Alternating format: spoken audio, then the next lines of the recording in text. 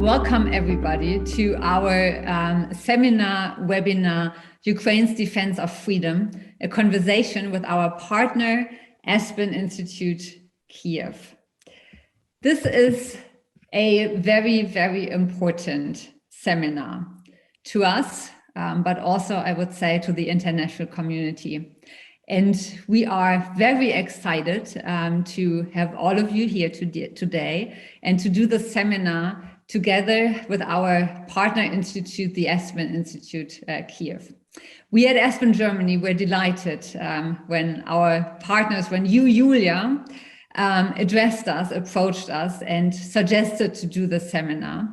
And we were excited about this because it gives us the rare opportunity not to be in our own bubble, not Germans talking about the Ukraine and about Ukrainians, but engaging with each other and learning from each other and hearing what is actually happening on the ground, what are the expectations and what needs to be done.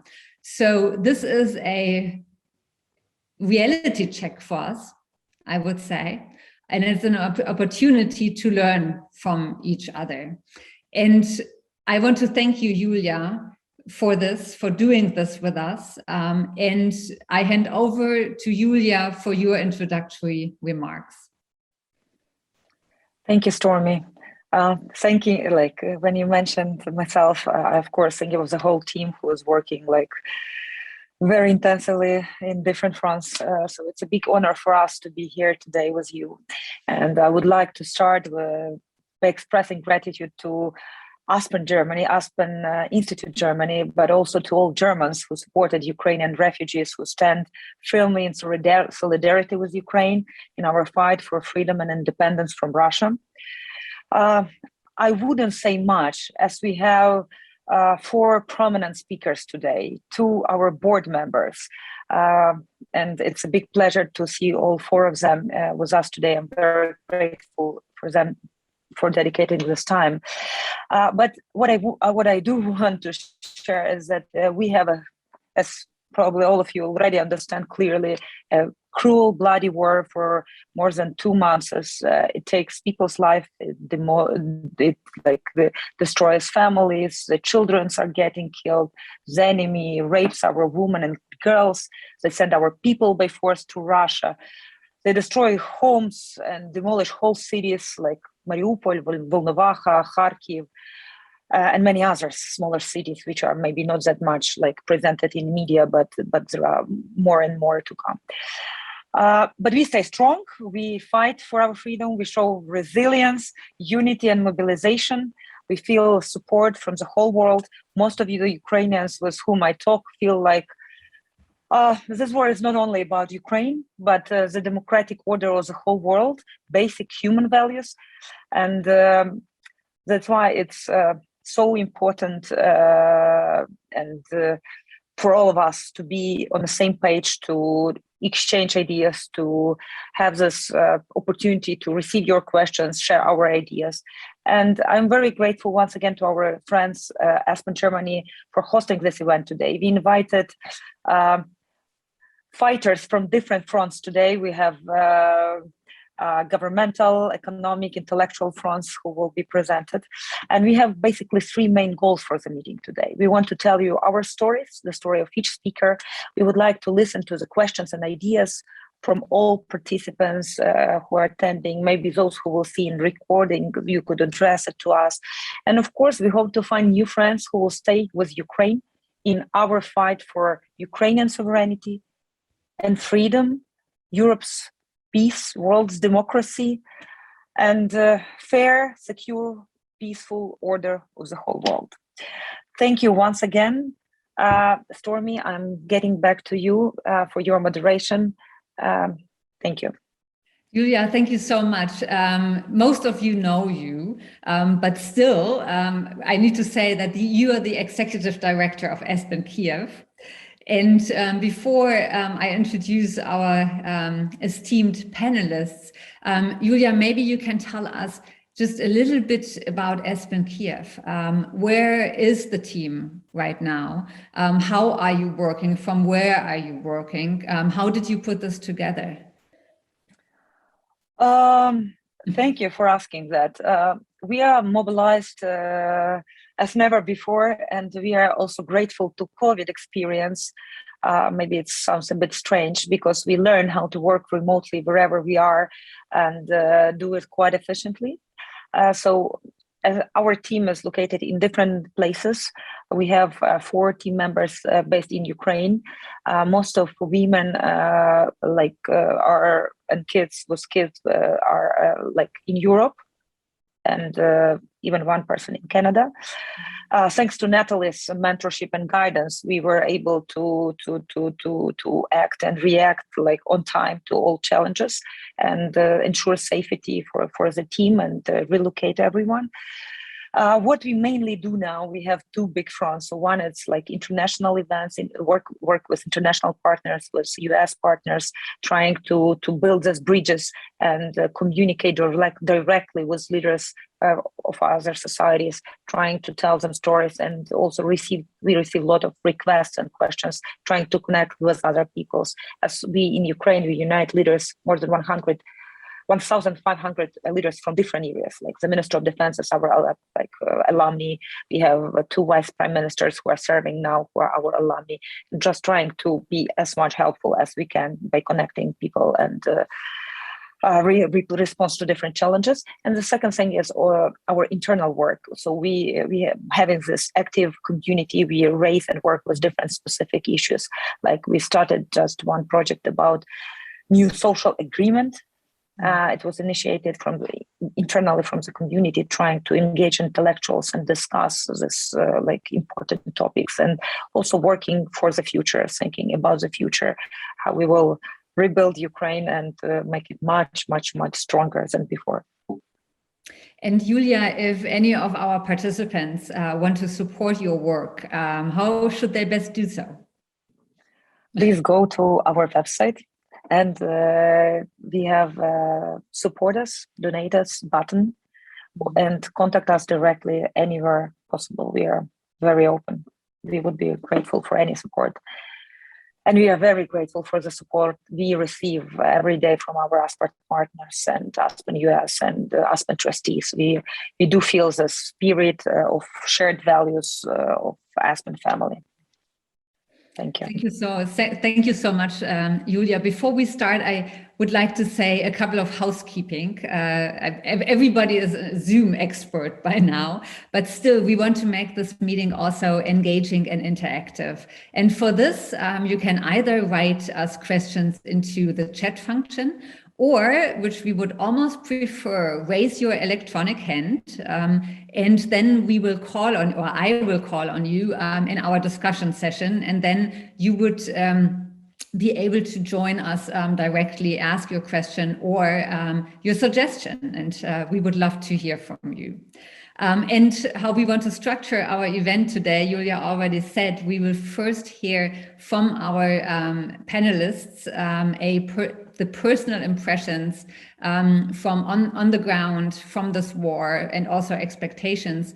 Then we will have a panel discussion among the panelists, and Julia, I hope that you will join also this discussion. And after this, we will then open it up for everybody for comments, questions, and ideas. So let us get us started. And I would first like to introduce Natalie Yareshko.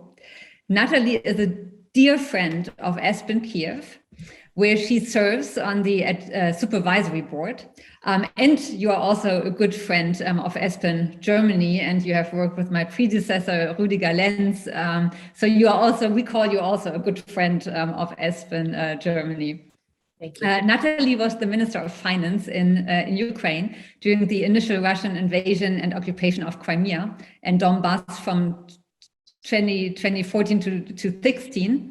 And she also served as the executive director of the Financial Oversight and Management Board for Puerto Rico created under the bipartisan Puerto Rico Oversight, Management and Economic Stability Act of the United States, resolving the largest municipal bankruptcy in the history of the United States. You bring in so much expertise, so much experience in international relations, in government, and decision-making in general. And before I introduce each of the other panelists, we would like to hear from you, Natalie, directly. What is your experience? So thank you very much. And thank you to Aspen Germany for being a part of our campaign to inform the world of what's really happening and how Ukraine has really been attacked illegally in an unprovoked fashion, and that this aggression, this attack has been something that we haven't seen since World War II. What makes this unique in terms of what we've seen in the last 70 years is that this is a war against the civilians and against the people of Ukraine. This is not a military to military war. I'll speak from the economic perspective. There is a full suffocation attempt, strangulation attempt of the economy of Ukraine. Having closed and blocked the ports in the Black Sea and the Azov Sea, Ukraine's ability to export grain has been absolutely minimized. And with the bombings that you read about, you hear about, and that were renewed again last night across the entire country, don't be misinformed that this is a war only in the East. It is not only in the East. The ability to farm, the confidence with which to farm and do the spring planting is going to be consistently challenged. Notwithstanding all of these challenges with the strategic bombings of railways and the blocking of ports and the bombing of grain storage facilities, the bombing of medical depots and medical supply facilities, the Ukrainian economy has been more resilient than anyone might have expected. It's been more resilient in that it's been able to, number one, keep the banking system going and being responsive. More than 70% of the banking system is still serving the people of Ukraine. ATM machines are still being functioning and being supplied with dollars wherever that is possible in the country. And businesses are doing their best to reopen, to relocate, to do their spring planting with the support of government low-cost credits. But with all of this said and done, the government is suffering a substantial budget deficit, something that is, along with the military support that you hear is needed and required every day, is a second element of support that the international community needs to provide Ukraine today. Ukraine's budget deficit is somewhere between $5 and $7 billion per month. And that's just to provide the most basic social necessities. That's paying wages for the military, that's paying wages for the medical sector, that's paying pensions and giving support to those internally displaced people. Remember, although there are 4 million refugees who've left primarily to Europe, there are 6 million internally displaced people who remain in Ukraine with need for housing and other support. So that's the second leg of the international support that we really need, which is financial support monthly to keep social services, to keep government functioning in Ukraine. And then the third is something that the Europeans know quite a bit about, and I think there was an announcement today. We need to isolate the Russian economy. While we're trying to maintain and restore, revitalize Ukraine, we need to end the war. And to end the war, Ukraine needs to prevail. And to prevail, we need to isolate the Russian economy. And isolating the Russian economy has two parts. One, sanctions. We need to stop, as I think the EU announced today, I'm trying to read through the tea leaves, that they will stop purchasing or ban import of oil. Hopefully over time, ban import of gas as well. We need to continue to expand the sanctions, which I understand were expanded to Sberbank, for example, to the entire banking sector. We need to expand to the transportation and logistics sector. And we're going to need to start thinking seriously about secondary sanctions, because too many countries are not joining the sanctions, countries with substantial buying power, whether that's India, Brazil, or China. So secondary sanctions need to start being applied as well. And then lastly, with these sanctions are self-sanctions of businesses. Businesses need to cease and stop doing business in Russia. It's very clear at this point to everyone, it should be clear, there is no value. There is no financial value. There is no ethical, moral value. There is no reputational value to remaining doing business in Russia. tax dollars being paid are going to finance war criminals and war crimes. And there should be no reason why German taxpayers are committing themselves to higher oil prices and committing themselves with their taxpayer dollars to supporting this effort to end the war, while German businesses continue to benefit, profit on the other side of the table. And so we need to make a choice. We're fighting an existential war. Ukraine is fighting for the world to save freedom, peace, democracy, to avoid imperialism, colonialism, and genocide. So we need to all come together. So my final remark is simply, there's still much that we can do to help Ukraine win the war and put all of this behind us. Thank you so much, Natalie, for these very clear words. If I may ask an immediate question about economic resilience, you mentioned and underlined the immense resilience of the Ukrainian economy. How do we have to, I mean, how do those small government loans get to the people that they actually can do the agricultural work, which you mentioned, the sowing, and how does that actually work in a country torn by a war? Well, interestingly enough, on the SME or the small and medium-sized business loans, you can do it on your mobile phone. Ukraine has developed an app called Dia, which is extraordinarily effective. It doesn't matter where you are, you have access to your legal documents, you have access to government support, and now you can have access to these small and medium-sized loans. It's also available from the banking system itself, which again remains open. If I compare my experience 8 years ago, the banking system was collapsing when we were attacked. Banks were shutting their doors. That's not happening today. The regulation of the Central Bank of Ukraine has been so substantial. The work that's been done over the 8 years to rebuild and to strengthen the banking sector has been so successful. The banks are functioning. It's the same thing as local government. We decentralized our finances, our budgetary processes back in 2015. That decentralization to local communities, to local governments, is something that has developed a very kind of self-starting, entrepreneurial, both in governance as well as in business, community-based activity. So no one is waiting for Kyiv to come down and tell them what to do. Every community, every oblast, every governor, every mayor is taking responsibility and acting. So I think a lot of what you saw, the work that was done in the last 8 years, is critical to the strengths that you see today in this fight, in this battle, why Ukraine will be able to win. Thank you so much, Natalie. I fear that we just lost Yaroslav and Lana. I hope that they will be and Anton is back, and Yaroslav as well. I was getting worried a second ago when I didn't see you anymore. I would now like to hand over to Yaroslav Herczak. And thank you so much, Yaroslav, being here today with us. You are a historian and author, and you are a professor at the Ukrainian Catholic University in Lviv. You are also the director of the Institute of Historical Research at Lviv National University and the director of the Petro Yach program for the study of modern Ukrainian history and society of the Canadian Institute of Ukrainian Studies. And thank you so much again for being here today. I hand over to you with great interest in what you are going to tell us. Thank you so much. I'm pleased and honored. Actually, I accept it as a kind of duty in this tumultuous time. I have too many titles, so I wonder if I could be treated seriously with having such many hats. But basically, we're doing here very simple work. I'm staying in Lviv. This is where my university is. Lviv, you may know, is the western part of Ukraine. It was the most western part, former Polish, then Austrian part. Then you have this kind of variety of the culture, Jewish, Armenian, German, whatever, the thinking, like a no arch. Sometimes they compare Lviv or Lemberg, German name, to Sarajevo. It's a city which has a very similar story, diversity.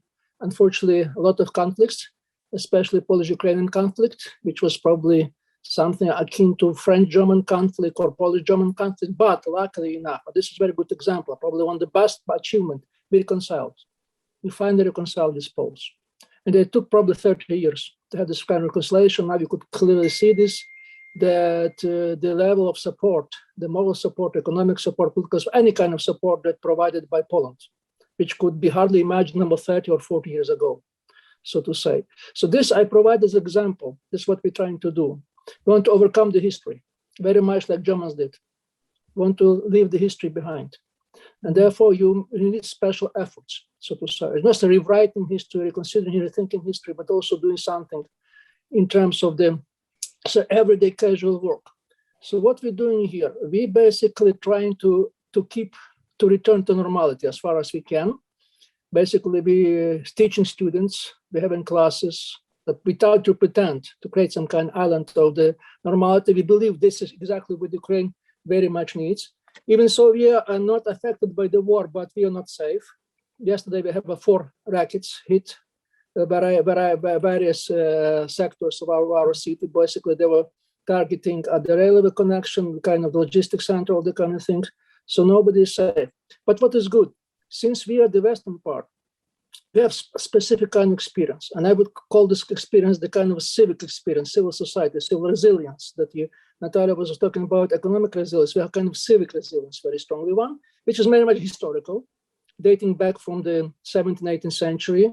We have a kind of luck, so to say. We haven't been under Soviet Union for a longer time, much shorter than other regions. Also, we didn't have experience before the Second World War of the Russian Empire.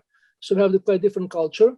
So in a sense, when the war started, we were kind of prepared because we had the first Maidan and specifically the second Maidan. We knew how to deal with such a situation. So I would say we're some kind of proud that our university, our city works like ideal mechanism.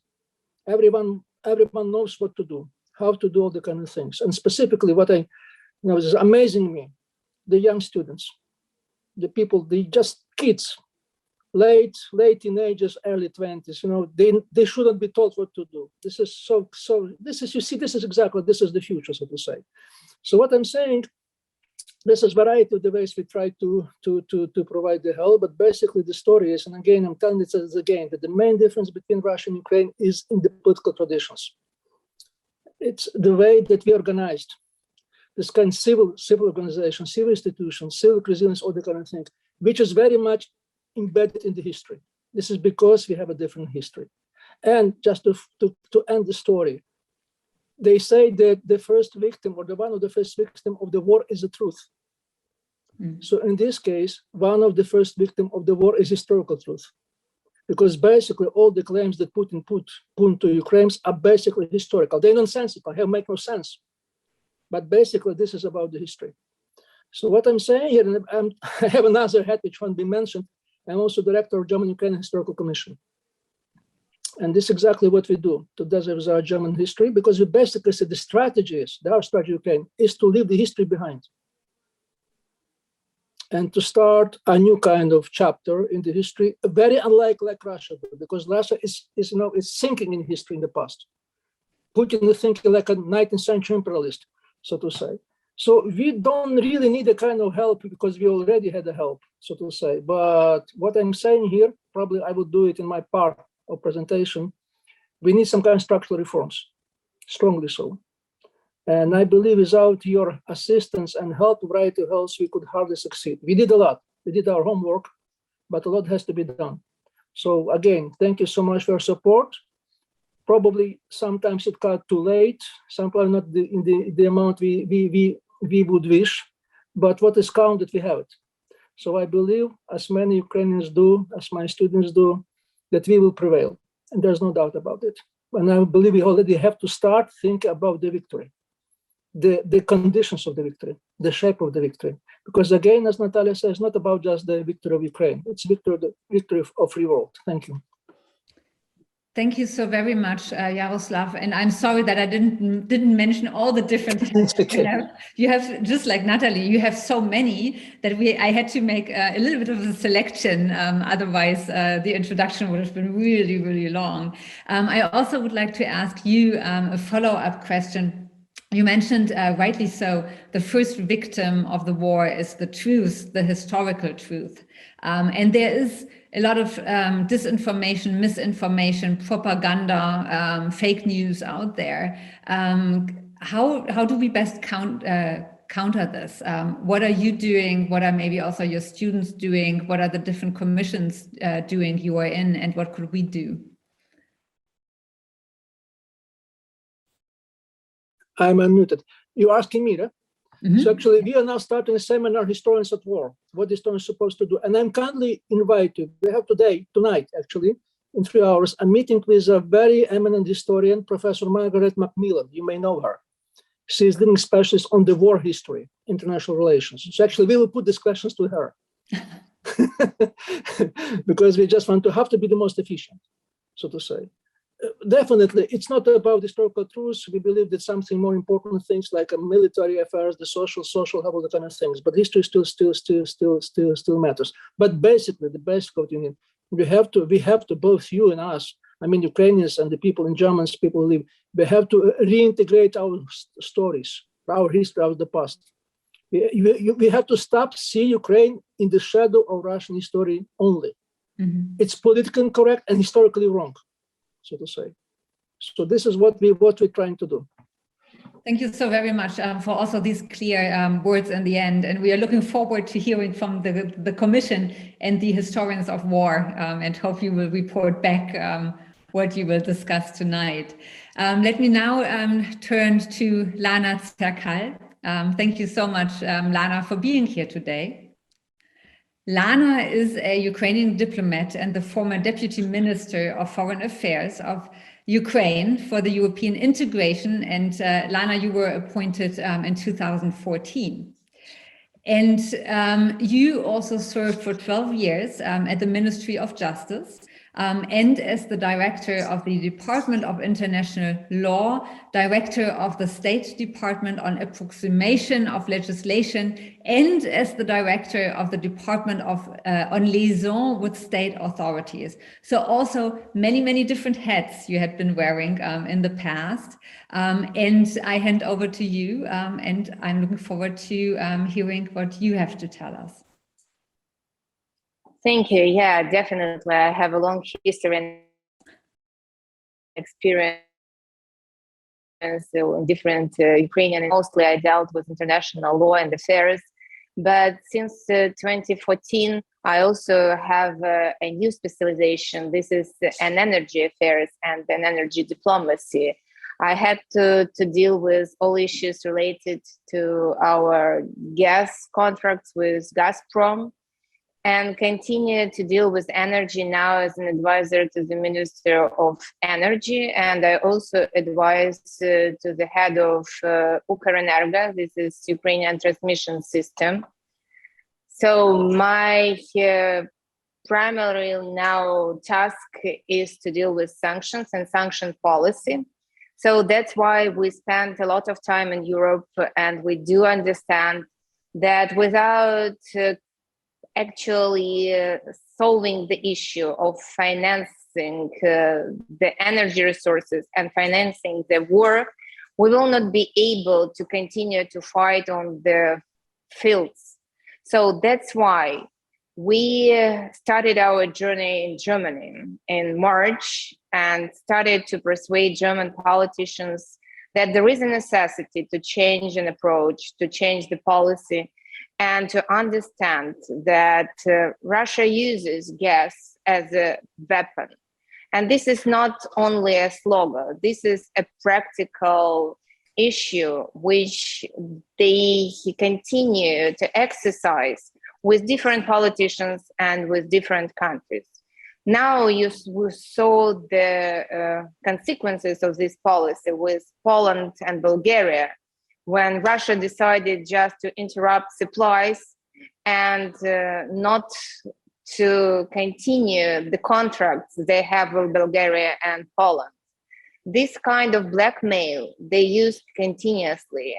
And we hope that the first step will be made today with the sanctions on oil. However, even here we see that two countries such as Hungary and Slovakia, they want to have special conditions. And I have to say that this is a very dangerous precedent because it ruins European unity.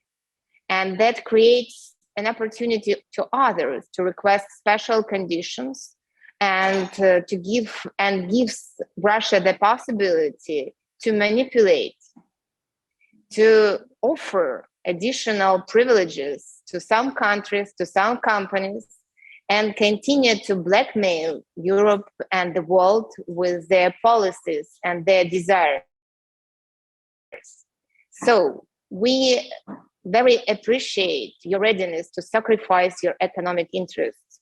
But at the same time, we do understand that the price now will be much lower than for future, because the losses the world can have with the continuation of the war is much higher than any possible losses the economy may have now if sanctions can be introduced simultaneously in all countries.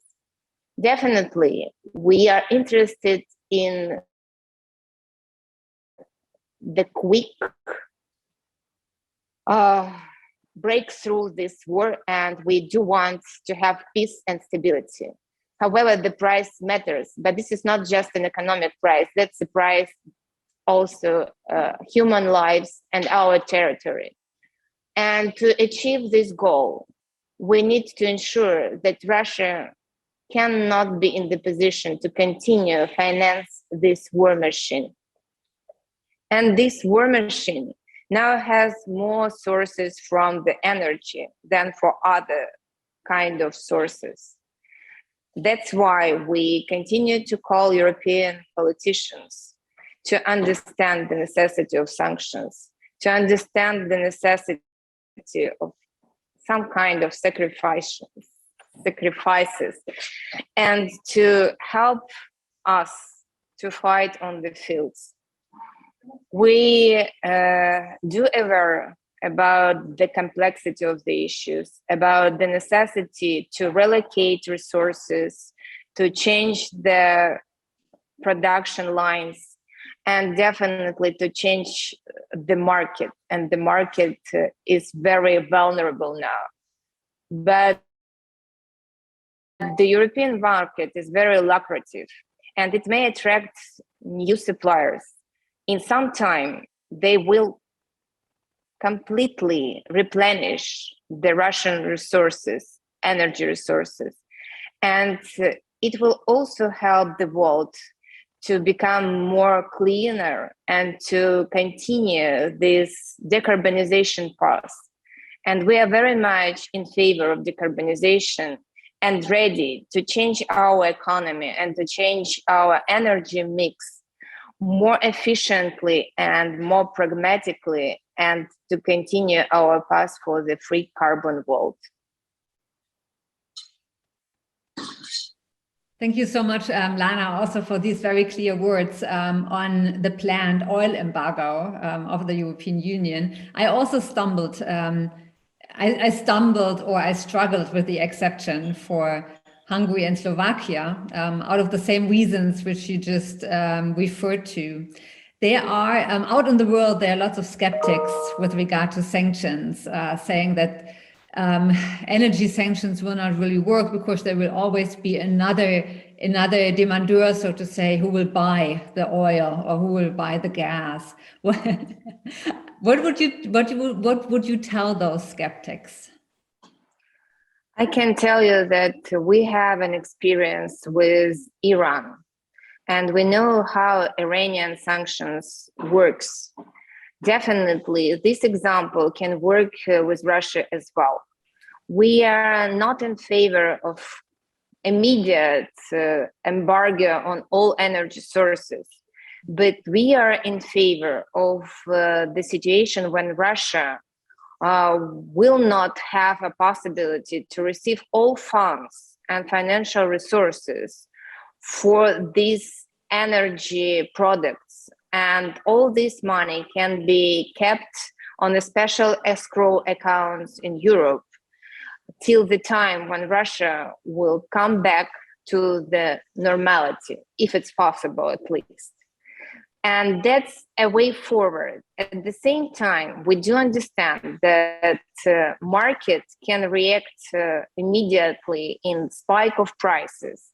But in the end, the clarity of the market will create a more peaceful situation, and the prices will go down. And not only because the new suppliers will come, but also because such countries as India and China, they will ask Russia for discounts, considerable discounts, and will start buying these products with the considerable discounts, which will also lead to decrease of prices, and it will also calm the market.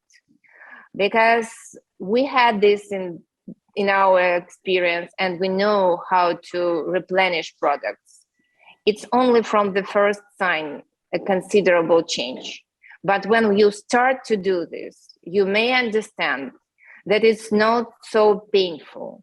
And in March, when we started to talk with Minister Habeck, he told us that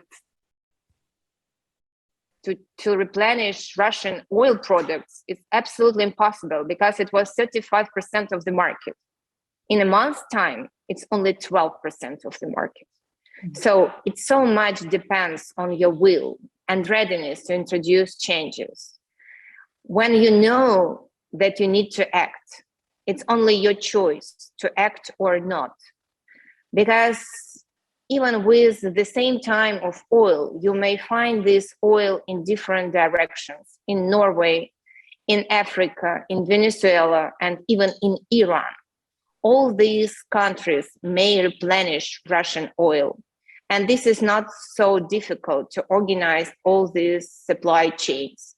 It only depends on your willingness to do this, or your unwillingness to lose preferences, such as in case with Hungary and Slovakia now. And I'm sure we, in our discussion, we will certainly come back to the issue of sanctions. There is a lot to discuss with regard to with whom you really want to become a partner in the future, because you mentioned some countries which are also, I would say, if you want to really cooperate with them, and if that is a good idea. But I think we come back to this in the discussion later on, because now I also want to, last but not least, and you have been very, very patient waiting, I want to welcome Anton Korinevich, and I'm very sorry, I'm not so good with Ukraine last name. So if I butchered your last name, I'm really sorry about this. Anton is a specialist in international humanitarian law, international criminal law, and international energy law. And you worked as a deputy director on scientific and pedagogical work and as associate professor of the Institute of International Relations. And most recently, and I hope I get this right, you worked as the permanent representative of the president of Ukraine in the Autonomous Republic of Crimea from 2019 to 2022. Thank you so much, Anton, and the floor is yours. Yeah, good afternoon, dear colleagues. Many thanks, Stormy. The surname was perfect. And yes, I worked for almost 3 years as a permanent representative of His Excellency Ukrainian President Volodymyr Zelensky in the Autonomous Republic of Crimea. And it is very good, and I personally deeply appreciate that today in this important discussion we talk also about Crimea, because I think that all our speakers made a lot of important historical ideas and knowledges, and I think that we need all to understand that with Crimea and with occupation of Crimea, this war started in February 2014, and it will end with the occupation of Crimea and reintegration of peninsula to the Ukrainian legal order.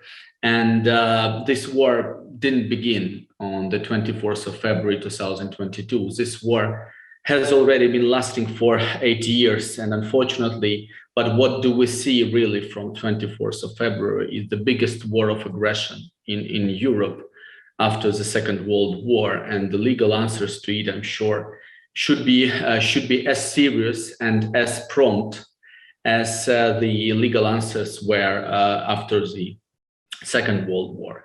And I also think that it is important for us to always remember and understand that the principle leave history behind should be applied to Crimea as well. Because if we start talking about historical roots, who should be there, who should rule, I mean, first of all, it will not be Russia, for sure, because this is not Russian land. Russians are not indigenous people there. But I think that in all these historical issues, we need to talk about the effect of international law, of fundamental rules and principles of international law, and to all the territories in Europe, in the world after 1945. History is important, but international law, the principle of inviolability of borders, should of course apply.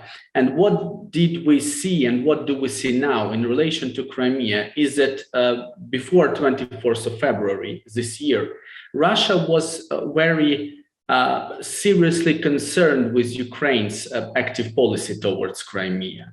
Russia saw, and we know this for sure from our citizens who reside in Crimea and from different sources, that these achievements which Ukraine has made since 2019, in particular, mainly in 2021, was really of big concern for Russia. For instance, Ukraine, for the first time, adopted the strategy of the occupation and reintegration of Crimea as a decree of the president. And Russians were deeply concerned analyzing this document. What does it mean? Why is it there adopted in 2021? They were just furious about Ukraine's adoption of law on indigenous peoples, which is primarily important for Crimean Tatars indigenous peoples. They just got hysterics, I mean, from Minister Lavrov, from governmental officials, that Russians shall also be there enlisted in the list of indigenous peoples of Ukraine, and that this is hilarious, like violations of human rights and so on and so forth. But they were really very, very much disappointed, I would say, with that. Moreover, Russian businesses were feeling very, I would say, okay in Crimea because of the existence of so-called free economic zone Crimea since 2014 till 2021. This is a very big, I would say, economic issue, but to cut the long story short, for instance, one business could have been registered both in Ukraine, near mainland, and in Crimea. And in Ukrainian mainland, it was legal one, but it paid zero taxes. And in Crimea, it paid taxes to Russian occupation authorities, and it was registered under Russian occupation law. So this is a corruption scheme which existed for 7 years. Now it's been cancelled. So again, this whole things brought Russians, I think, in a bit of bad mood concerning the Ukraine's active position concerning Crimea. Moreover, we were very active in providing a lot of services for Crimean residents down on the administrative boundary line with Crimea. Everyone could get a Ukrainian passport or any other administrative service. So we were moving closer, both legally and both personally. I mean, with this personal touch with our Ukrainian citizens who reside in Crimea. And I think that Russia really was not okay with that. And Russia was just furious with the establishment of International Crimea Platform in August 2021. And it looks like now International Crimea Platform is one of the formats which we still have and which may be used in future because Minsk and Normandy are done, of course. But Crimea Platform is something which exists. So maybe in future, Crimea Platform may be seen as something which may be like a talking platform or communication coordination platform in order to in order to get understanding how we can move forward, not only with the occupation of Crimea, but in particular in the issue of fighting the Russian aggression against Ukraine. And maybe one of the last points which I would like to mention is that before 24th of February, it looked like some countries or some politicians could act in a way that, okay, let's forget about Crimea. The main thing is that Russia will not go deeper, will not go further. But we in Ukraine pretty much understood that this is not the right strategy, and that Russia does not have any logic source or in its activities. And as we saw in their attacks on Ukraine, which started on the 24th of February, one of the biggest wave of attacks was from Crimea to get control over the southern part of Ukraine. Part of Kherson region, Zaporizhia region, Donetsk region were occupied now by Russians because of their attack from Crimea. So as of now, it doesn't look like, you know, they can withdraw from Kherson or Zaporizhia region, but still remain in Crimea. So, I mean, talking all these issues, I think that Crimea is one of the keys which shall be the final, I would say, stages of this Russian war of aggression. And it is really important for our colleagues in Germany and in other countries to understand this notion and to feel this notion that Crimea should not be understood as some acquiescence. Crimea shall be under Ukrainian flag, under Ukrainian control, because if some of the part of Ukraine is still controlled by Russia, this whole tragedy of 24th of February may become a reality again and again. I thank you.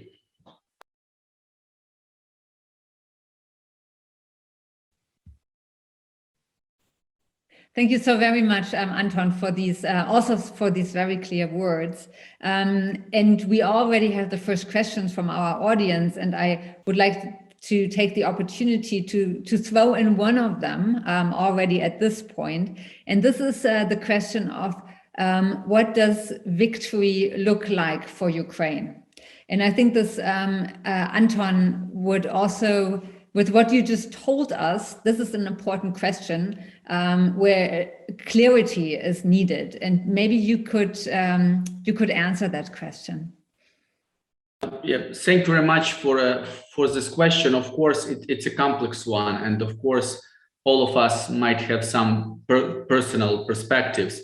But for myself, the victory for Ukraine is Ukrainian flag and Ukrainian control over all our territories, which were recognized as Ukraine within international recognized borders in 1991. And I'm sure that we can get that result. And I'm sure that we can get that result by making Russia isolated, not economically strong, feeling weak with army. Their army is not strong, and Ukrainian armed forces show this, that this is not something invincible or whatever. And I'm sure that by making these tensions on Russian political regime, we can really get this done. I hope rather quick. And for myself, for instance, I'm sure that I will show my kids Ukrainian Crimea again under Ukrainian flag. Thank you so much. And I saw, Yaroslav, you were nodding when you were listening to Anton. Yes, sure. I do believe that 1991 borders is the I know it's a maximum or minimum. It's very hard to tell. It's a normal. It's a return to normality, so to say. We want to return to normality. No, we don't want Ukraine to be big or too small, whatever it is. Just to want normality. For sure, we would suggest, we would agree if there is some kind of the, how should I say, intermediate solution to stop the war.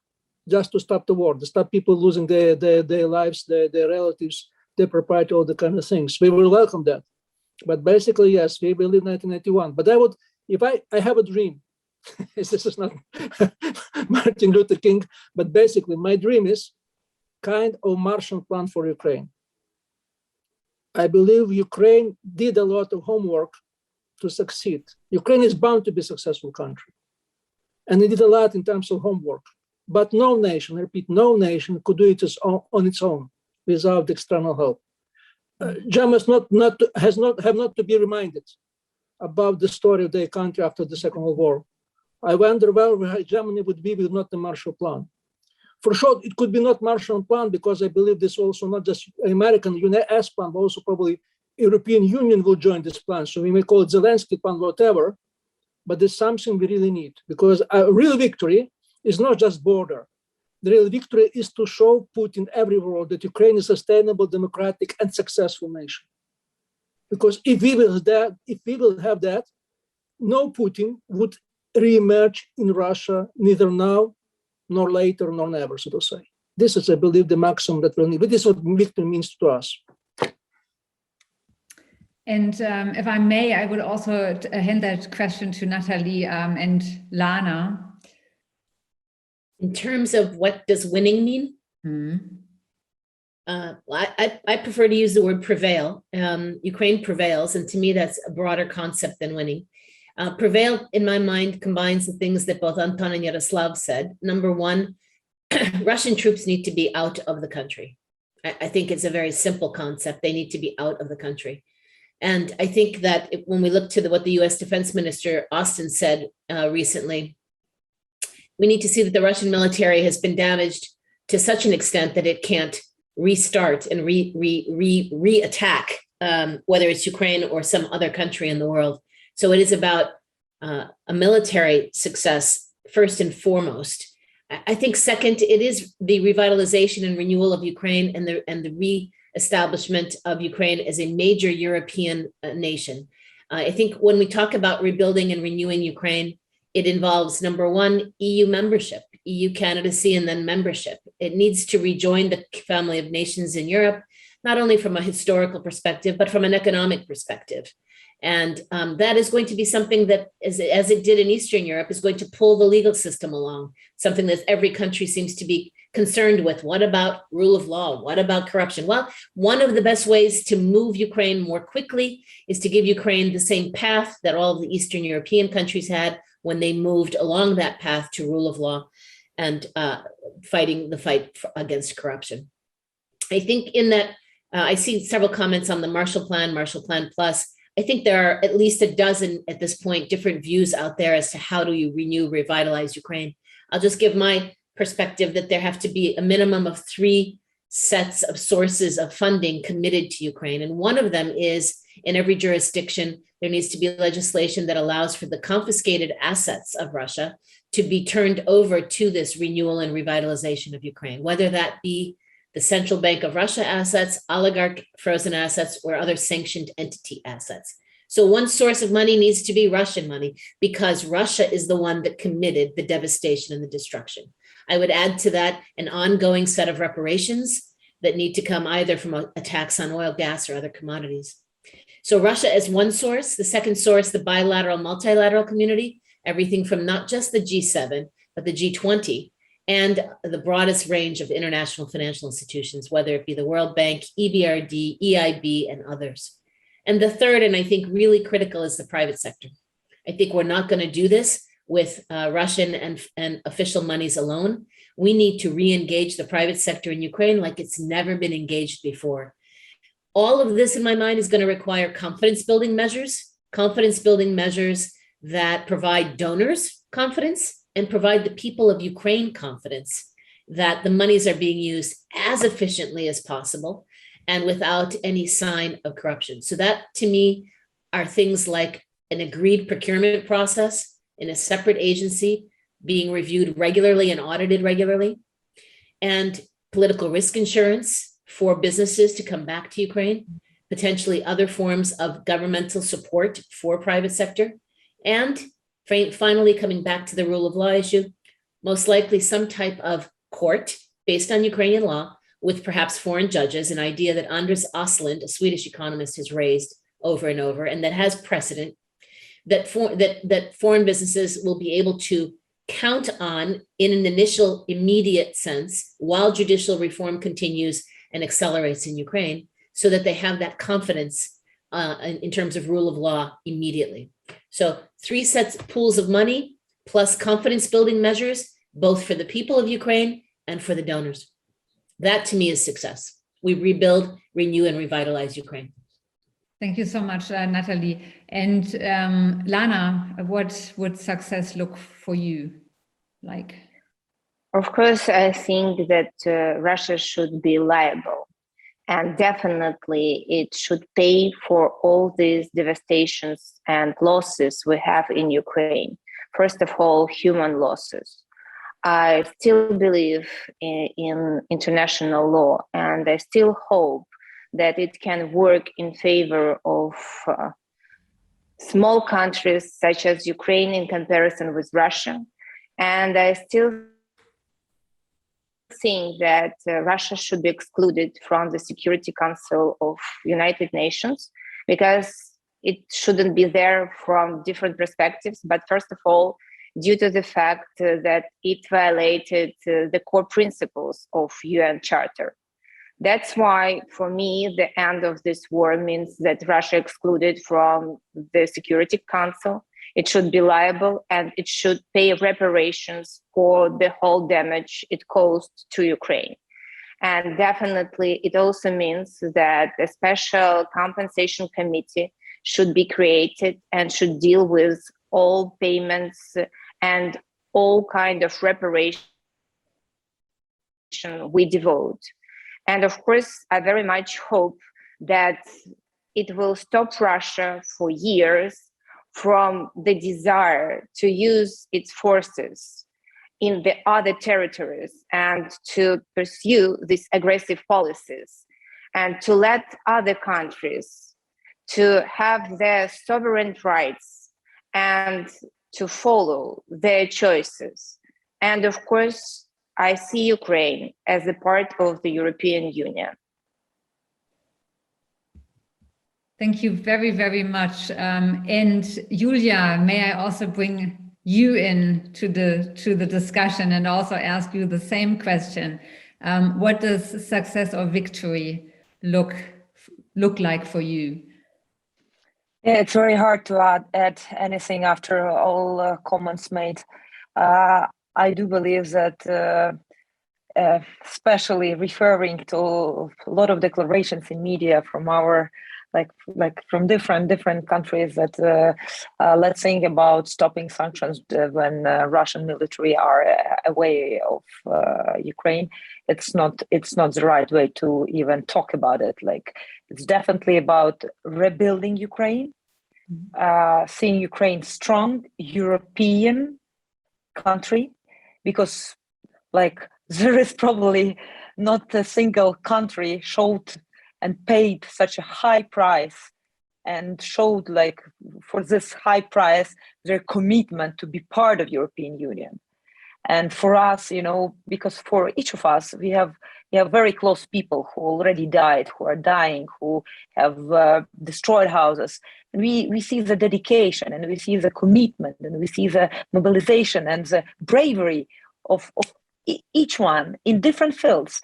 Like, all of these people, they do prove that values, like human values, European values, matters for them. And that's why, for me, this European future, it's so important. And that's also one of the reasons we organize these events, to really show this dedication and explain how we see it and what for we are fighting for, and paying this very, very high price. Thank you so much, Julia. Before I open it up for discussion, and I already have the first person who I would bring in, and that is Klaus Wittmann. So Klaus, get ready. In a second, I'm going to call on you. I wanted to ask all four of you one more question, and that is the question of the toolbox to end the war. What is in the, which we talked about sanctions, we talked about international aid or bilateral aid. We touched a little bit on military aid, but not so much yet. And I would like to know, from your point of view, what is and what should be in the toolbox, and what are the most important tools right now? And maybe I can start with Anton, and then Natalie, Yaroslav, and Lana. Yeah, thank you for that question. So this toolbox shall, of course, comprise the military assistance, namely weapons. We need weapons, and more weapons in order not to let Russians continue their offensive. And these weapons include everything what the partners can give to Ukraine, including the heavy ones.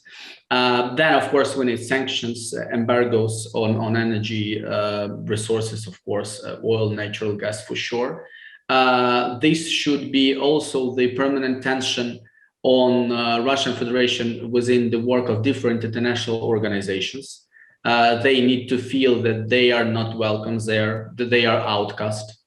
Also, bringing Russia to justice, in particular Russia as a state within international legal responsibility, but also Russian political and military leadership for commission of international crimes, namely the crimes against humanity and war crimes on the territory of Ukraine, and of course the big plan for support of Ukraine.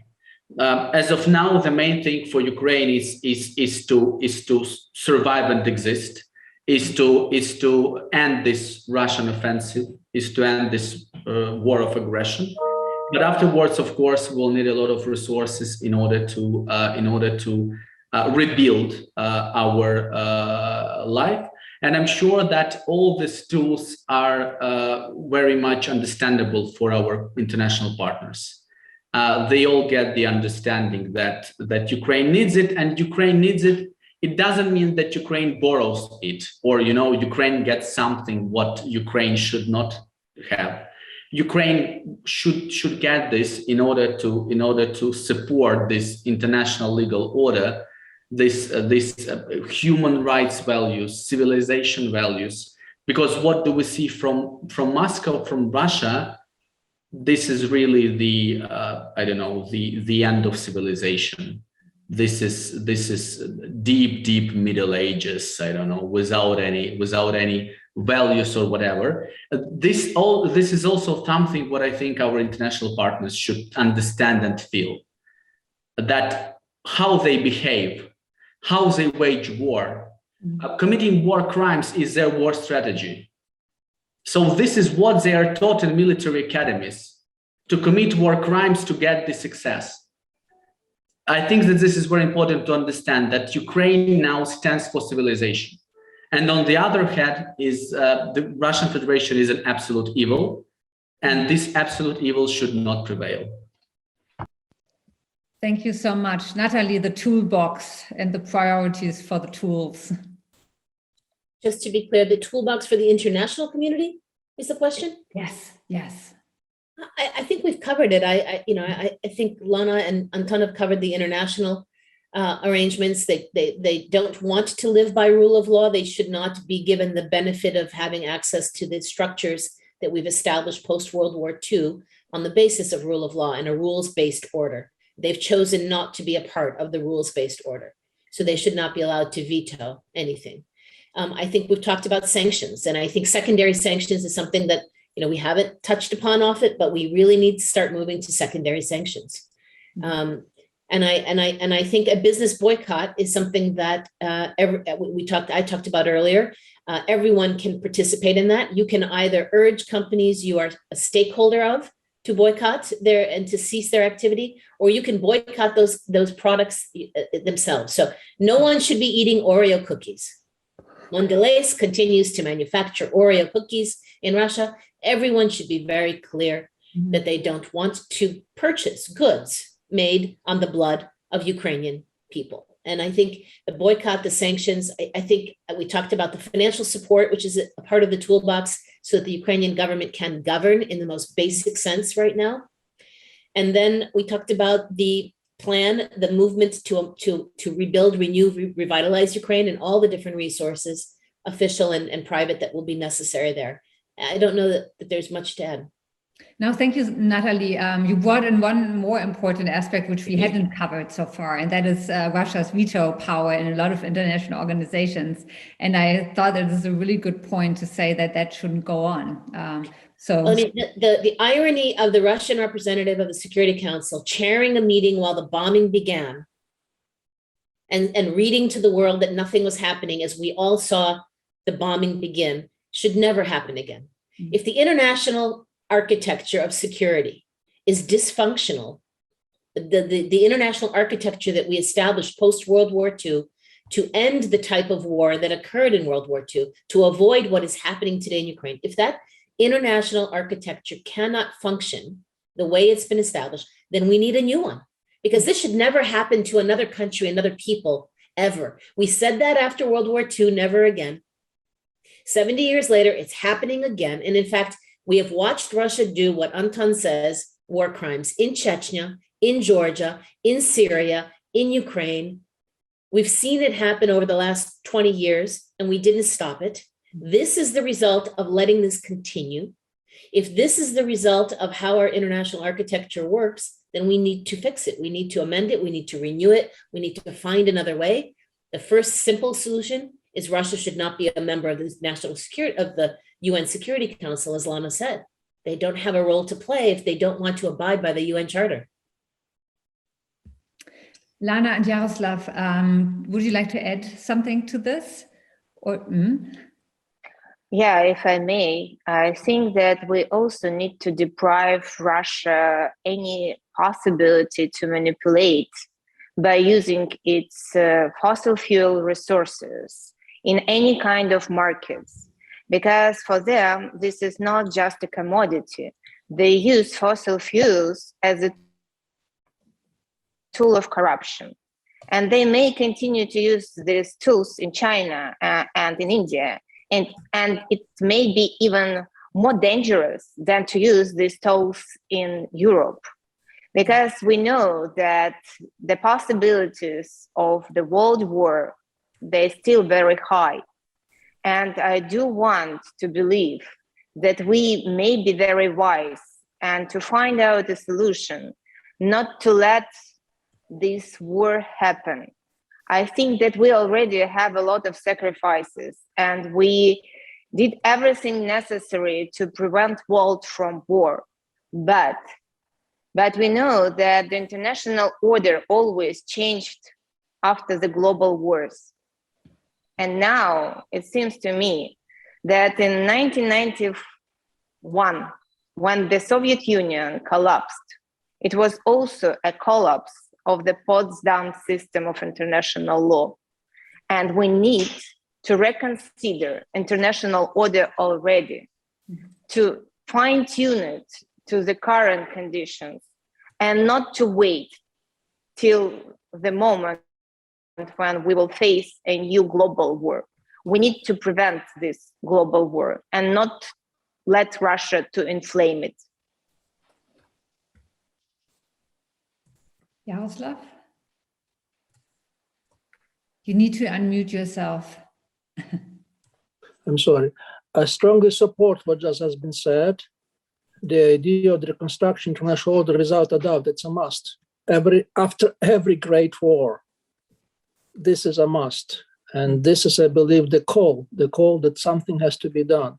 But that said, let me talk as a historian. I was talking about Ukrainian question, there is the Russian question. And the Russian question is a constant, continuing, recurrent impossibility, failure to bring country to the democratic structure, so to say. Historians call it Russian pendulum. There has been a Russian historian who he was forced to leave the Soviet Union from Odessa, Alexander Yanov. He wrote a book on this subject, several books. Unfortunately, he died away a week before the war started, at the age of 91. And he was writing this. That's basically his point is, there's not only problem of Putin. It's not even a problem of collective Putin, which Russian is. The problem is recurring Putin. That after short phase of reforms in Russia, be it 19th century, 20th century, you have a longer period of repressions and reactions, all the kind of things. We have to remember that Putin came to power after 10 years of democratic reforms that failed, so to say. This is what I'm saying. There's some structure changes has to be with Russia. And I will just quickly quote what I see. First of all, Russia has to be brought to the normality. Let's make Russia a normal country, which means a lot of education, this kind of the overcoming history, all the kind of things. The second thing is that we have to demilitarize Russia.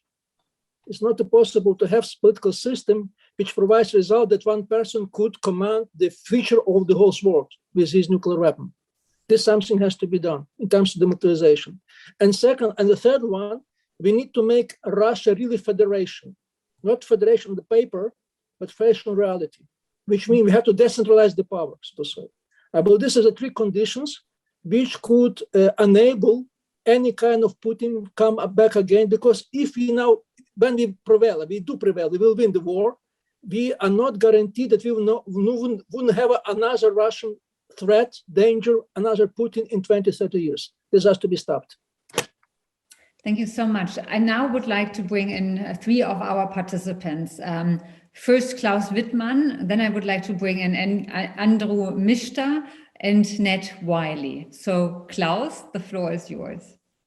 Could you open my video? It's going to happen in a second.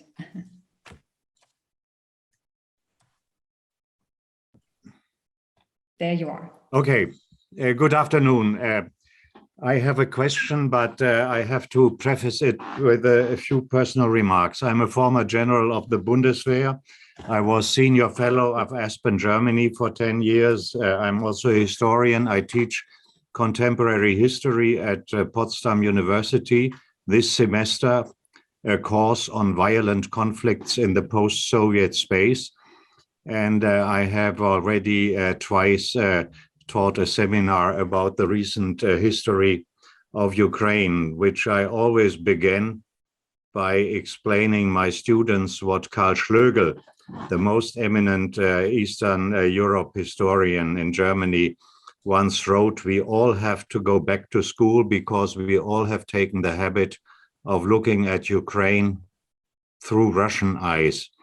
And since Robert Habeck came back from the Donbass, I have been publicly advocating support of the Ukrainian armed forces with weapons. And when Anton said Ukraine stands for civilization, then I can echo that by something I said on German television over the last 2 months several times. Zelensky is for me the face of freedom, and Putin is the personification of the folly of the tyrants. Now, my question is the opposite of the former question: what does victory mean for Ukraine? When in a talk show recently, a former German general, in the presence of Ambassador Melnik, said in a very condescending and paternalistic way, neutrality is not so bad either. I wrote to him explaining what neutrality at Putin's conditions would mean for Ukraine. And that is my question to our Ukrainian friends. Could you describe that for us, neutrality at Putin's conditions? And I ask that because those intellectuals who just sent out an open letter to the Chancellor saying that weapons will prolong war have not at all understood what neutrality at Putin's conditions would mean for Ukraine. Thank you very much, Klaus. And the next one on my list is Andrew. Andrew, do you also want to come in?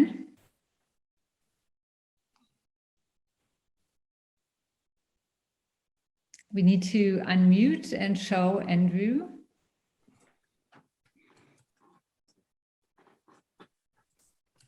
Maybe we lost him. I have to check in our... We probably lost him.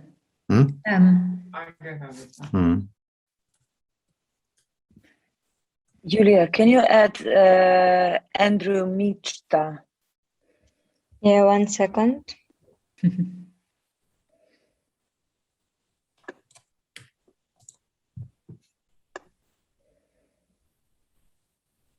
you hear me?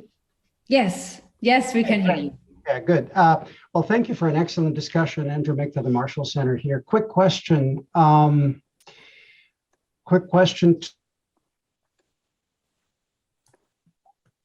Now we can't hear you anymore, Andrew. Yeah. Can you hear me? Yes, Okay. now. So I recently sat on a number of discussions about the amount of aid that Ukraine would require, and the numbers that are just thrown around are very general, between 500 billion to $1 trillion. I understand it's a tough question with the ongoing war, but do you have a sense of what sums you're looking at? That's the first question, especially with the decline of Ukrainian GDP. I've seen numbers of about 50% drop projected for this year. And secondly, what type of aid you would envision? Would you look at grants rather than loans? What kind of conditionality you would like to see? I think it's critical that Ukraine owns the reconstruction process because you know what you need. But would you think of creating a central agency in Ukraine that would be doing this? So just give me your sense of what this would look like going forward. Over. Thank you. Great, thank you so much. And I would also like to call on Ned Wiley.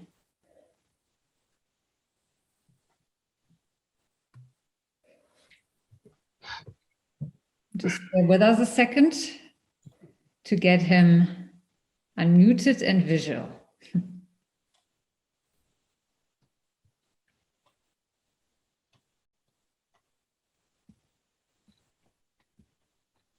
Mute my audio. How about that? Can you hear me now? Yes, we can hear you now. Okay, wonderful. Good. Let's see if we can start my video too. It is there you coming. go. Hi. Hi. I'm Ned Wiley. I'm an American citizen, but I've lived in Germany now for 18 years. I was formerly an entrepreneur, but have decided to retire. So I'm going to retire now, and I'm enjoying the opportunities to participate in conferences like this. I think everybody's been remarkably consistent with a very, very positive and favorable outlook for Ukraine. It's obvious that it's not the tough days are far from over. But I sort of have a question looking at this. Put yourself in the shoes of Mr. Putin.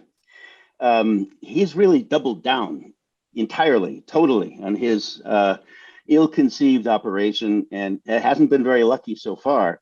But from what everybody is saying is we have to, not only do we have to get rid of the Russians entirely from Ukraine, entirely from Crimea, the port of Sevastopol has to become a Ukrainian port again. The Russian Black Sea Navy must find somewhere else to go, or maybe we should just change the whole regime in Russia and turn it into a liberal democracy.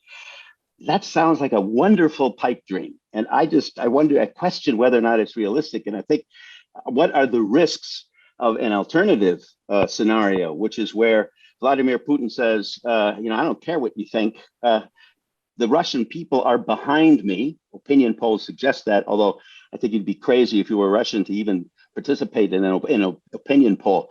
Sounds like buying a one-way ticket to Lubyanka prison. But they're in a certain state of desperation, and he is in a real state of desperation. And when people are desperate people do desperate things. So what are the risks involved? What are to the point about the Russian general, the German general who said there's nothing so bad about being neutral. Well, the Austrians have been neutral. The Finns and Swedes have been neutral to some extent. So I guess the question is simply, are we running extraordinary risks? What are the risks that we're running if we focus on a strategy which is Russia must be defeated fully, clearly, totally. There must be regime change in Russia. We must throw it out of the Security Council. These are very, very dramatic steps. And I just want to make sure that we've all fully assessed the risks that are involved in that. Mm-hmm. Great, thank you so much. 3 very important questions. May I start with you, Lana? You don't have to answer every question, but pick and choose what you would like to address. I will address the last one. Mm-hmm. Because I deal with Russia for years, and I had to go through all negotiations on the trilateral format, especially in 2014, when Russians were against our agreement with European Union, and they did not want to let us sign the agreement on free trade. And I had to spend days and days in all these negotiations. We conducted 18 rounds without any hope on success, only due to the fact that a lot of people in Europe thought that it would be useful to please Russians and to continue deal with them despite the war.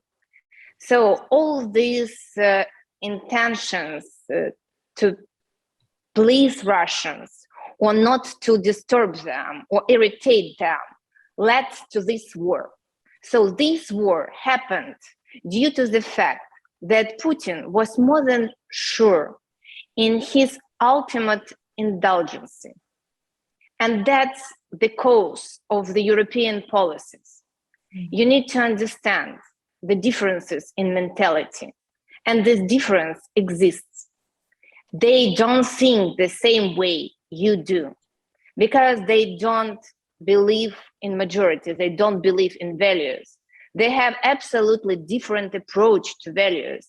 They have absolutely different culture and history. And you shouldn't think that all society in Russia support Putin. I saw today numbers, and I know that approximately 90% of respondents, they refuse to participate in any kind of polls. So that's only 10% of population who participate in polls and give the answers in front of the interviewer. So that is not a kind of picture or a snapshot of the situation in Russia. Of course, we do understand that there are different possibilities of Putin's behavior. And of course, still this kind of possible missile shot to Europe or to Ukraine exists. I mean, that he may use nuclear power. But in any case, I think that he is a remaining threat. And that's why we, as Ukraine, is eager to fight till the end. And we don't envisage any kind of possibilities not to defend ourselves, not to defend values we believe. And we have already proven this. Thank you very much, Lana. And over to Yaroslav. So I would answer as a historian. So neutrality.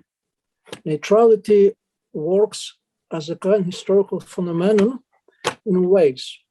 You basically don't have an example that one country is just neutral, probably with an exception, Austria in 1955. This is the only exception that I know. All other countries that get in neutrality, they get in clusters, like Belgium, Switzerland, and Sweden after the Napoleon, all the kind of things. So what I'm saying here, if you are to order Ukraine neutrality, it's not just about Ukraine, it's about Poland, it's about Baltic states, other states, which actually Putin is demanding because he wants to not to retreat from the state, basically to this what he says. There may be a solution, but an historical solution, you have to have some guarantees for neutrality, but guarantees means that neutrality becomes identity of the country, like for Swiss or for Austria, which means some of the international headquarters have to move to Kyiv. Could you imagine headquarter organization United Nations in Kyiv or Security Council? So what I'm saying, let's be realistic. I'm talking from historical solution, because otherwise there's no neutrality. It's just, it's a smoke screen. Because what Putin really wants, and we know this plan, because the plan is not new. The plan has been adopted in 2008, right after the Russian aggression against Georgia. The plan is to separate so-called New Russia, which basically means the Black Sea shore and the industrial heart of Ukraine, separated from Ukraine toward Russia.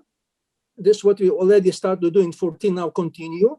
Then to reduce the other part of Ukraine to smaller state, vassal state, with a puppet regime in Kyiv, kind of agricultural state, which probably would have no agency. So this was basically what Putin means for terms of neutrality. I wonder what country would accept this kind of neutrality. So it's not a solution, so to say. It's not a solution. And again, neutrality is not the only point.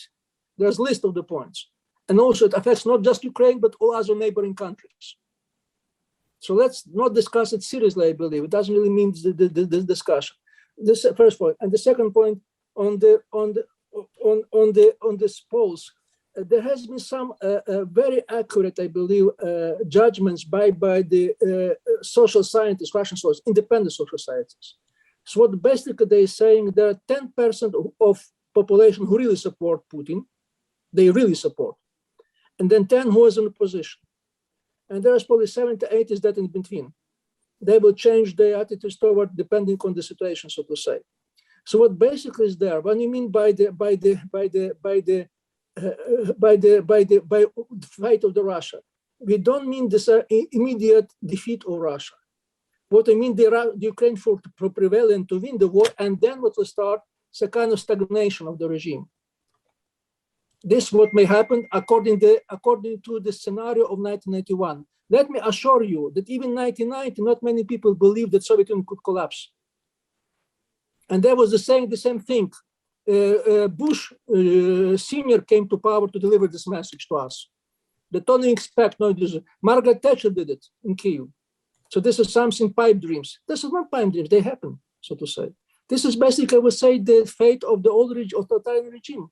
They look very strong, but they collapse over the night when they start to stagnate, so to say. So basically what I mean here, to stop the war in Ukraine and then open the vista for a stagnation, which may lead to results like it may have in 1991. Thank you, Jaroslav. And over to Anton. Well, concerning neutrality, yes, the issue of neutrality. Neutrality is not bad, I mean, itself, but neutrality doesn't work when you have such a big frontier with Russia. I mean, neutrality may be okay for Western European or Central European states, but for Ukraine, having thousands of kilometers of frontier with Russia, this is really dangerous. And I think that for Putin and for his leadership, for his colleagues in military and political leadership in Russia, this neutrality comes together. It's a concept, and the issue of neutrality comes together with the concept of demilitarization.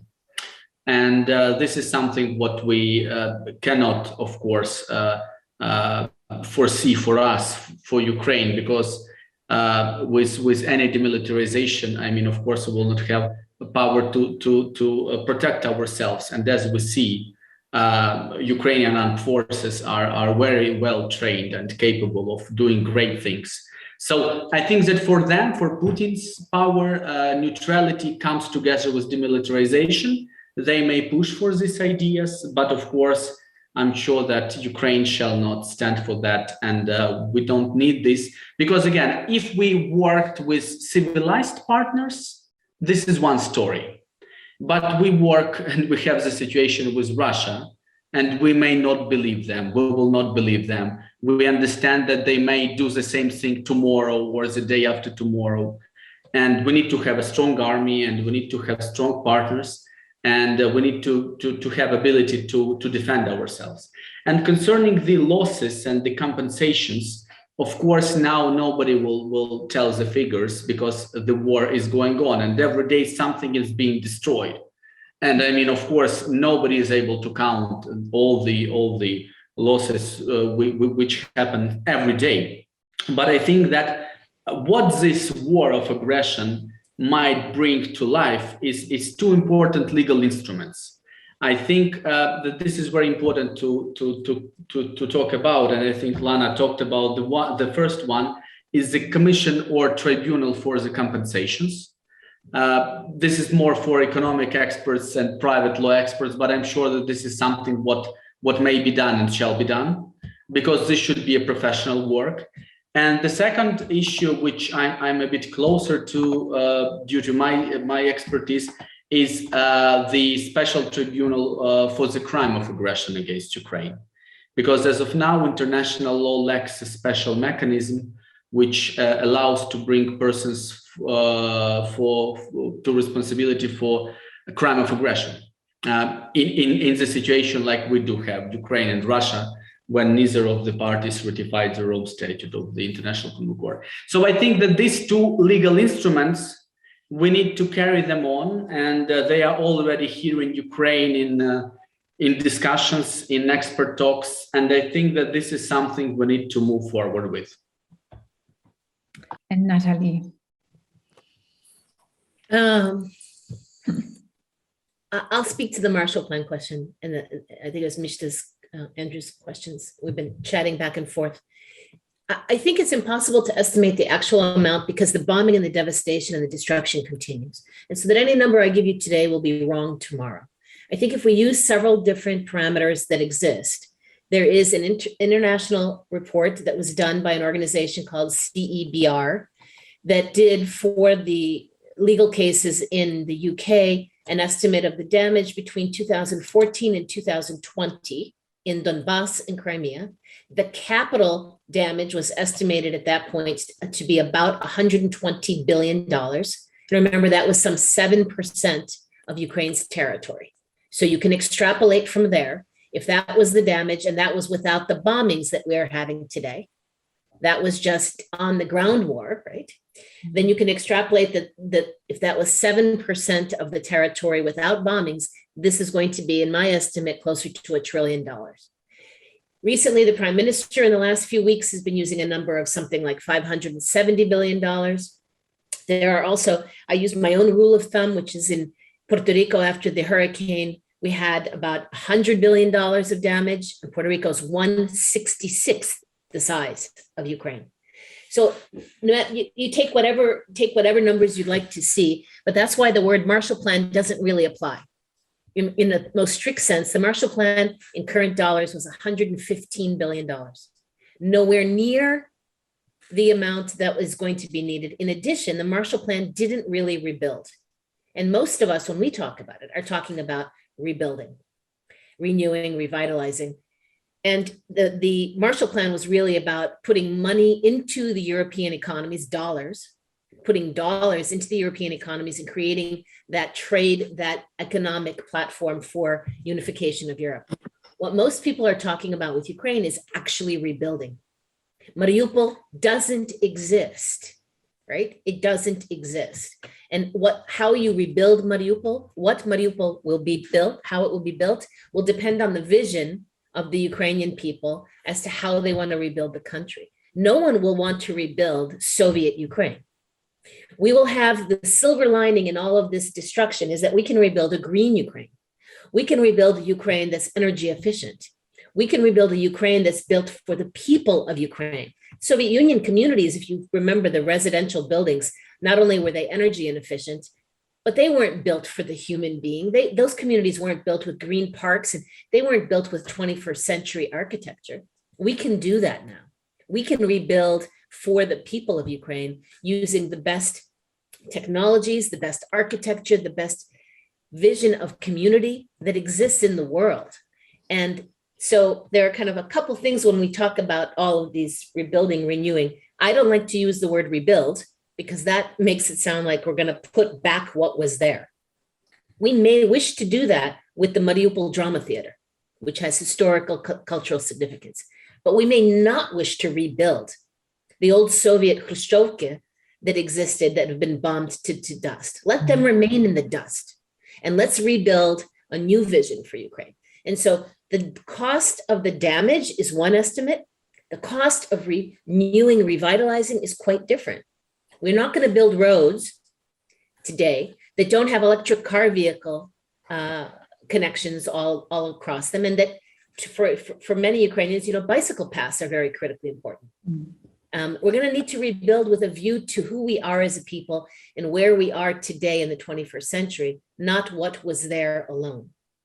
And so I think it's very hard to distinguish between the cost of the damage and the cost of renewing.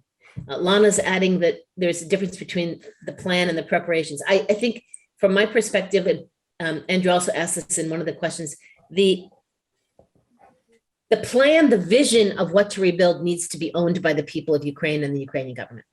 But I will tell you, there's no way that the Western world is going to support that plan without what I described earlier, which is those confidence building measures on procurement and transparency and anti-corruption. And so I think as much as we think about the vision, and Andrew said it as well, needs to be owned by Ukraine, there has to be a coordination and collaboration with the international community that's going to be providing the money. Lana, on the reparations, there are different kinds of reparations. You know, I think one portion of the reparations needs to go towards the rebuilding. That's all I'm saying. Yeah, I absolutely agree with you, Natalie. But at the same time, when we talk about the Marshall Plan, we are talking about modernization of the country. And that's one of the source of money, which can come from the International Financial Organization, other donors and governments. But when we're talking about reparations, it can take years and years to receive this money from Russia because of these trillions and trillions dollars we lost due to the war. And I want to distinguish these two sources because definitely this is Russians' liability and they have to pay. But there are different liabilities. Again, Lana, you can have a single source of reparations solely for the rebuilding. You can do other reparations for the individuals, for the other economic costs. You can have a single source of a tax, for example, for the next 10, 20 years that goes towards rebuilding. You can have another set of reparations that go for other purposes.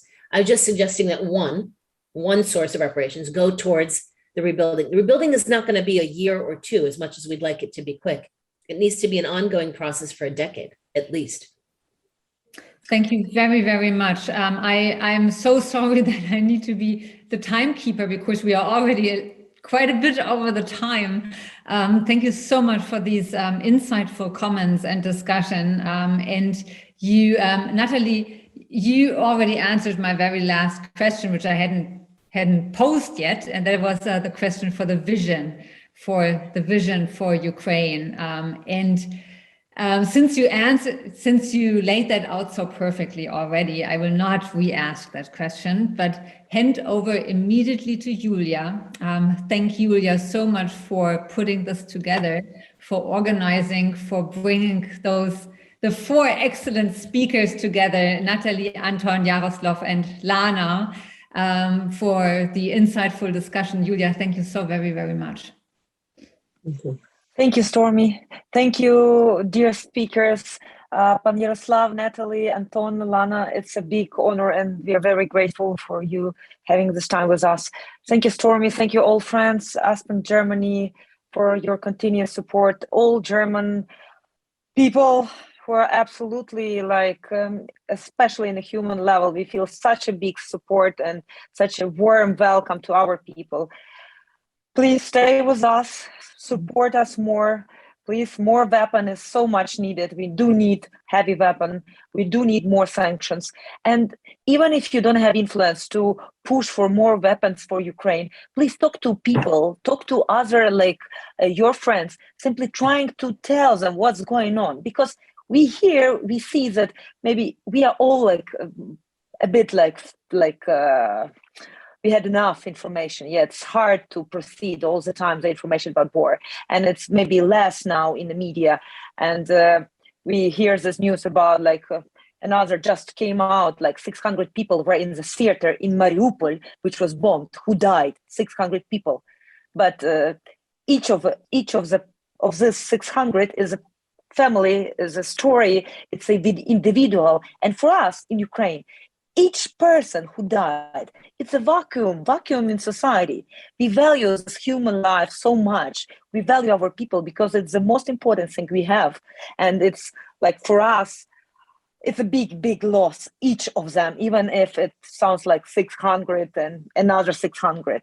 So I do ask all of you, just have your own fight for this Europe's peace, this world's democracy, this Ukraine sovereignty, and just stay and don't be like quiet, because that's what each of us can do to make Ukraine's truth prevail faster, and to lower the price of this victory. Thank you. Thank you so much, Julia. We at Aspen Germany will not be quiet. We will not get used to the war, and we will not get used to a normal. We will stay united in this. Thank you so much, and our hearts and thoughts and our calls for actions are with you. And we will put our video of today's event on YouTube. So please share it also with everybody, because I think this is an important message to send out. Thank you so much to all 5 of you. And I hope to see you soon. I hope that you and your families are going to be safe, and our hearts are with you.